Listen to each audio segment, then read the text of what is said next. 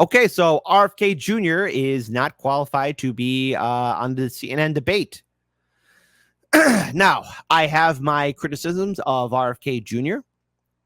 I think that his association with Rabbi Shmuley or, any other pro-Israeli lobby group is very questionable.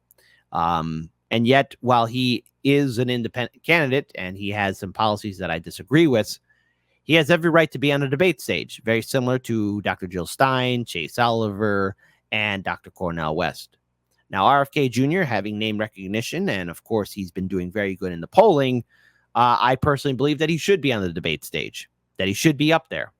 But I want to pull up this video here. The Catelyn Collins from CNN decides to talk about it. So let's go ahead and play it. There's at least one presidential candidate who will not be on the CNN debate stage next week.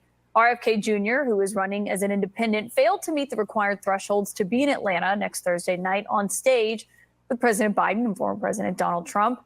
But RFK Jr. will be, however, on the ballot in at least 7 states come Election Day. That includes the swing state of Michigan, potentially posing a real problem for Biden's bid to keep the White House and maybe Trump's to try to regain it. Here tonight to discuss, CNN political commentator Van Jones. Van, great to have you because when you look kind of at the holistic state of the RFK Jr. campaign, he spent 2.5 times last month more than he raised. His running mate, his vice presidential pick, Nicole Shanahan, has not put any more money into the campaign since that first. His sugar mama ain't giving up that money, which, by the way, I got a video of her doing a Sarah Palin moment. It's not that pretty. Initial tranche. And I just wonder, when he's not going to be on the debate stage, do you think that hurts his numbers? Well, listen, this is a visibility game for him. He's played a big role on the right-wing media. Weird thing is, he's a fixture now in the right-wing media, even though he's allegedly a liberal former Democrat. And so to break out of that, there's only so many votes you can get from that. Most of that's going to go to Trump. He's got to get more attention, and he's not going to get it next week. So that's a big body blow to this campaign. But the reality is he wasn't on track to win the presidency anyway. By this point, I think, Ross Perot was at 30%. He's down below 10%. Where he's on track to do is to mess up the math in Michigan. And that makes him a very big threat to both Biden and to Trump. He's not siphoning away votes. He's not stealing votes. And if that's a problem, well, gee, maybe we should fix our electoral college system. Maybe we should stop gerrymandering districts. Maybe we should fix how we run elections at the state level, at the federal level here in the United States. But no, that's a bridge too far, because this is a way for corporate media to continue on with a fear propaganda against third parties and independents. Now, I have voiced my opinions about the third parties so far. I find it fascinating that they're getting all these attacks and they're getting more attention in comparison than what they got in 2016 and in 2020. However, so much more is left desired. I wish that the third parties were more organized, had their infrastructure on check. Maybe, dare I say it, they were ready to get things started in 2016, but after 8 years of not doing anything and now continuing on, we're left with mediocre campaigns that should, in theory, be doing so much better. Michigan is absolutely necessary for Joe Biden. Joe Biden is not likely to do well. Looking at the polling data in the Sun Belt, Georgia looks out of reach, Nevada looks out of reach. He's got to win in the industrial heartland, and Michigan is key to that. And now Joe Biden has somebody. Also, my audience, why are you so brutal to Catelyn Collins? Why are you so mean to her? Come on, folks. Be nice to her live stream audience. Where did you learn this kind of behavior from? I know you didn't learn it from me. Oh, I definitely know. None of you people learned it from watching me. He's standing in the train tracks who has no chance of winning, but could completely derail Joe Biden's election bid. Well, and maybe 2 people, because Cornel West, the other independent candidate, has just submitted what he claims. Of course, we have to wait for Michigan to verify this, but what he claims is enough signatures to be on the ballot there as well. So it would be Cornel West and RFK Jr. on that ballot in a state that Biden won by 3 points in 2020. Look, given a 50-50 country, 3 points is pretty respectable, but it ain't 30 points. It's not, that's close. And so now you've got these little Mouseketeers munching on the cookie. That's what you got. Now, Cornel West is not going to win Michigan. RFK is not going to win Michigan. But you look at Joe Biden. He's got to do well in Pennsylvania, Michigan. He's got to do well in Wisconsin. What does that mean? That means Milwaukee. That means Philadelphia. That means Detroit. In other words, black cities are key to those blue states. And you put a Cornel West into the mix. Now, where does Detroit go? Do you have enough young people in Detroit who are African-American, who are frustrated with the war in Gaza, who are frustrated with the decline of the Black Lives Matter movement, who start looking over at a Cornel West and say, you know what? I can pull the lever for somebody who agrees with me on these issues. They start moving that direction. Then you got other. And what he's also neglecting is that Biden, currently in this primary, no, I know, folks. Yeah, everyone's going to say this. Yes, he's got delegates.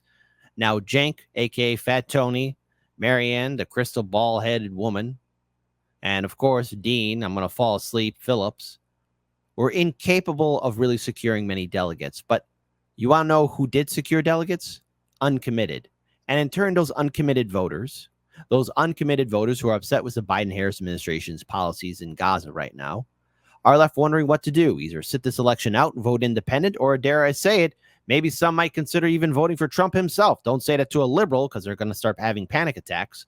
But that is the situation that Democrats are in. And of course, this debate, the less attention that's given to third parties, the less risk it is for Biden. Because let's face it, I think right now the Democrats are viewing independence as a bigger threat. Trump, of course, is going to have his own opinions. But the Democrats keep on posting this over and over again, that third parties are a threat to them because they never got over what happened in 2016, blaming Jill Stein's campaign. The people who might be older voters who remember that Kennedy charm, who are frustrated with Biden, you start having real problems in Michigan and particularly in Detroit. Yeah, the Biden campaign clearly is worried about it. But can I ask you, Van, about something else when it comes to the numbers and the polling? Because we got this new Fox News national poll yesterday that had Biden winning, or Biden ahead of Trump for the first time in their poll since October, I think. And so, unsurprisingly, Donald Trump is not happy with it. He called it trash in all caps.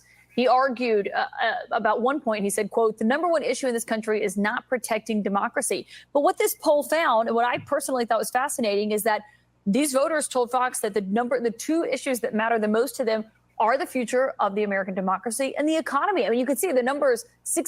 Constitutional republic, just a trigger to liberals. We're a constitutional republic.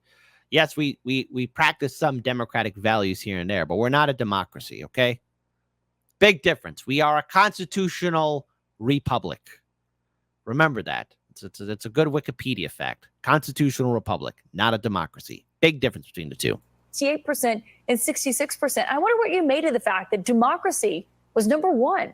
Look, I think it's interesting. A lot of people have been saying in the Biden camp that as you get closer to the conventions, as you get closer to people having to early vote and actually vote, and people start looking down the barrel of what it actually means, not to have Trump as a kind of a protest vote or kind of a countercultural rebel figure in a courtroom, but somebody who might actually be in charge again.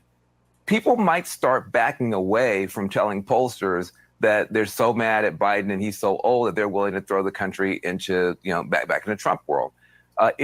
This is the first sign of that. Most of us have said that's ridiculous. Most of us have said this has been a stable race for a very long time. No matter how many dumb things Trump does, no matter how many great things Biden does, the poll numbers don't move and the issue set doesn't change. And so it looks very bad for Biden. This is the first time you saw a crack in that. Well, hold on a second. If the issue set can change, and it's no longer immigration and economy, but it's economy and democracy, that starts looking very good for Joe Biden. Because the one thing you know for sure is somebody who just tried to overthrow the government, somebody who will not accept the election result.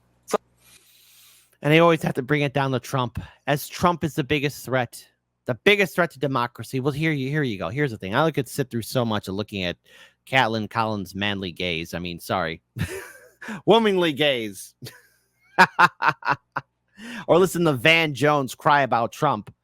Let's listen to Trump himself, what he thinks about RFK Jr. not being at the debate.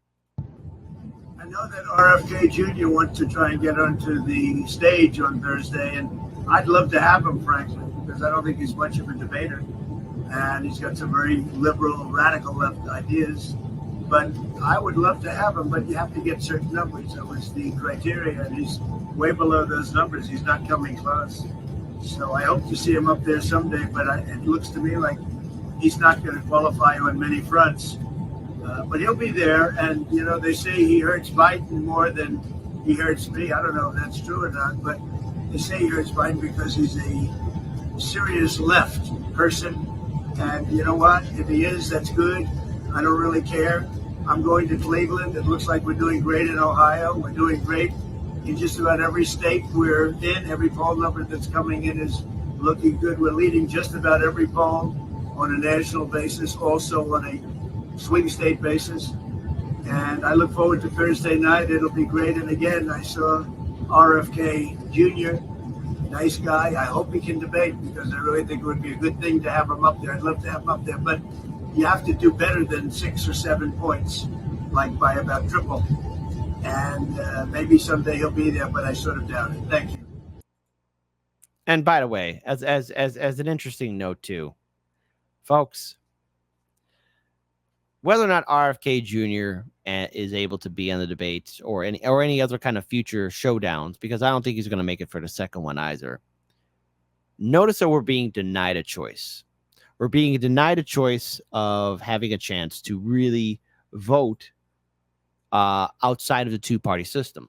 And of course, corporate media plays along with that. So that means whenever you see somebody like Catelyn Collins or Rachel Maddow, when they're speaking on CNN or MSNBC respectively, corporate media is trying to drill in your heads that you are not allowed to see any other person debate the Democrat or Republican nominee. Very rarely have we seen a third-party candidate on the debate stage with the main two parties. They're few and far between, even at the state level. Even for local elections, third parties and independents are always ignored. It's a sign of just how sick our system is. It's a sign of how the fact that we have a political system that is doing everything it can to maintain its power and influence over the people.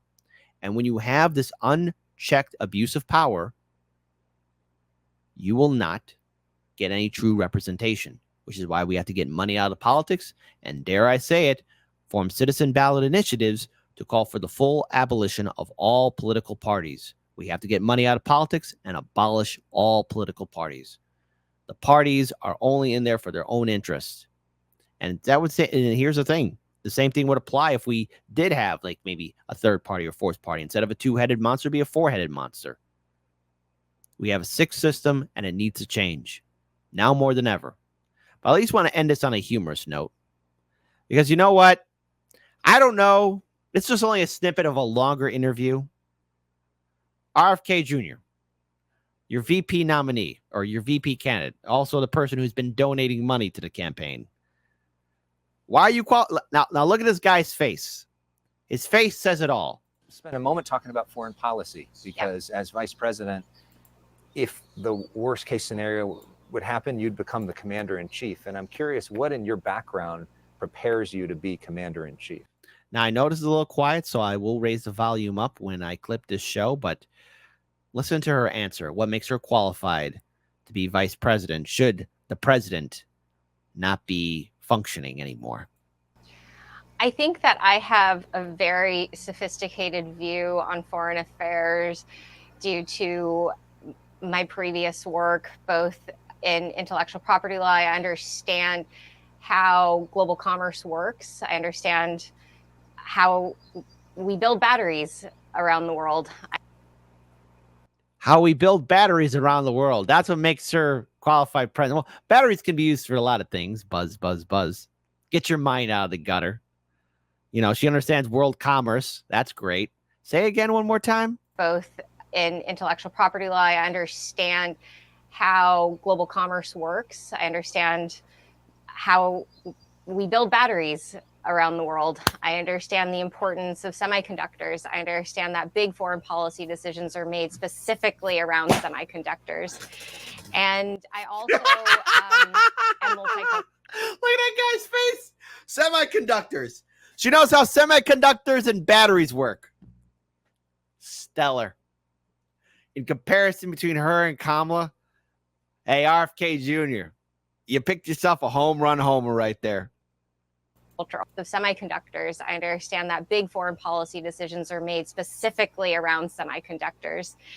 And I also am multicultural. My background is one in which I've spent most of my spiritual life studying world religions. And I think it's really important for us to understand and respect each other's religious alignment. And understand the depths and the nuances of it. I think that also I have a great deal of understanding, compassion, strength, and will to put America first. Speaking of world religions, hell, man, even Sarah Palin could put together a more coherent sentence than that. My goodness gracious, cretaceous. Okay. And maybe I'm missing Sarah Palin just a little bit much, but come on, Nicole. And if this is an example about what's wrong with the RFK Jr. campaign, because there's a lot of things wrong with it. Do I agree with what CNN's doing by not having him be qualified to be on a debate stage? No, I don't. Am I upset with how third parties have been running their campaigns, respectively? That includes Dr. West, Dr. Stein, Chase Oliver, and yes, RFK Jr. Oh, yeah, absolutely. All four of these candidates really could have done something. And I really have to now add into the fact that Russell from Due Dissidence is right. This has to be a controlled opposition. And just looking at this face, a part of me feels sorry for this dude after that interview. But don't worry. RFK Jr.'s VP, folks. She knows how batteries and semiconductors work. Don't you feel comfortable now? Don't you feel ready? Say it with me. What could possibly go wrong? Semiconductors. Absolute clown show.